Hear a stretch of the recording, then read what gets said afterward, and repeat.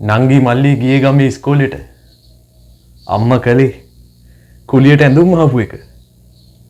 අර වැවගාව අලිය ගහලා මැරුණු සයිමන් ඒ මගේ අප්පච්චි සර්. ඇදන් ගිය එකා පවුලෙම බර අරන් කරට. අපේ ගෙවල් වල උන්ට මහලුකුවට සල්ලි නෑ. හැබැයි අප්පච්චි කුලිය වැඩ කරලා අරන් ආපු ඒ සල්ලි වලින් අපි හොඳට කාලා කරලා ඇදලා හිටියා. අප්පච්චි මලහම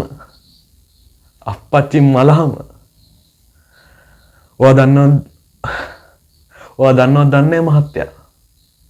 නංගි ඉස්කෝලේ යවන්න ඕන නිසා අම්මා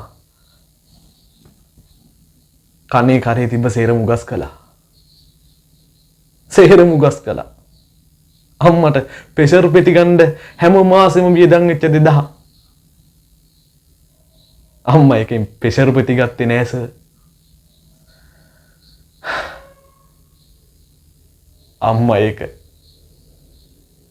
නංගිට දුන්නා. දුවේ මේ කරුමක්කාර ජීවිතෙන් උඹවත් ගැලවිලා ඵලයන් කියලා. නංගි හොඳට ඉගෙන ගන්නවා සර්.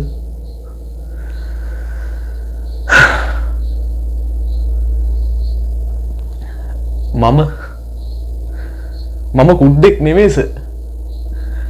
ෂර්ට් එකේ කොලර් එක උස්සලා හිටියට බීඩියක් ගැහුවට සර් මම කුඩ්ඩෙක් නෙමෙයි සර්.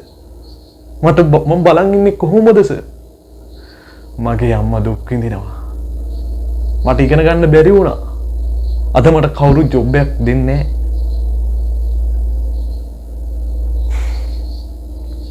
සර් මම දන්නවා. මම හොරෙක්. සර්ට අනුව මම හොරෙක්.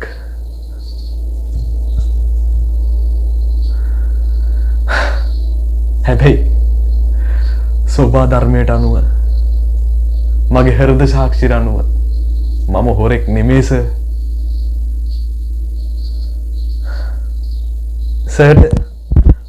සර්ට නීතියට අනුව මාව හොරෙක්. හැබැයි අර පගා ගහන ඇමතියා සර්ට හොරෙක් උනේ නෑ කවදාවත්. කමක් නෑ සර්. සර් මට නඩු දාන්න. මාව එල්ලුම් ගස් යවන්න.